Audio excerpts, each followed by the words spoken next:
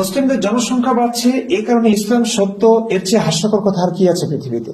এটা বরং পৃথিবীবাসীর জন্য ভীষণ লজ্জার বিষয়। কোন এলাকায় ডাকাতের সংখ্যা বেড়ে গেলে সে এলাকার জন্য আপনার খুশি হওয়া উচিত নয়, দুঃখ পাওয়া উচিত।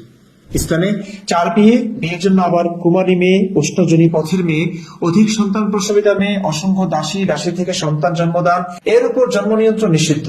এত এত আয়োজনে মুসলিমদের সংখ্যা এমনিতে বেড়ে যেত, ব্যাঙের ছাতার মতো, পঙ্গপালের মতো।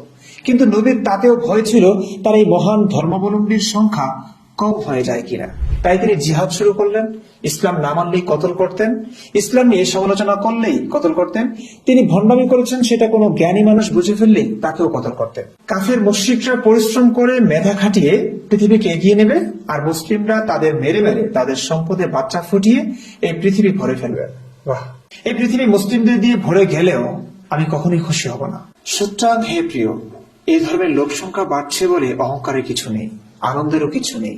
এই লজ্জা, এই কান্না, কন্ডম ব্যবহার, 4 বিয়ে আর দাসী সেক্স, ব্যাঙের ছাতার ন্যায় বাচ্চা নিয়ে অন্যের সম্পদ ভিক্ষা বা ছিনতাই করে খাওয়া, বাক স্বাধীনতা নিশ্চিত করুন, বুঝে ধর্ম মানা, এসব ব্যাপার নিশ্চিত করলেই এই সংখ্যা 0-তে চলে আসবে। কথাটা মনে রাখবে।